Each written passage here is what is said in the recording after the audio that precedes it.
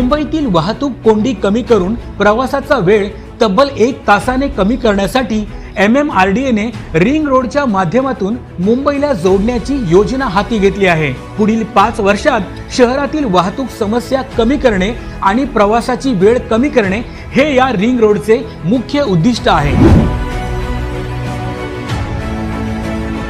MMRDA ने या ring रोडसाठी 58,000 कोटी रुपये मंजूर केले आहेत। या योजनेतून 90 किलोमीटरपेक्षा जास्त लांबीचे रस्ते, पूल आणि बोगदे तयार केले जाणार आहेत।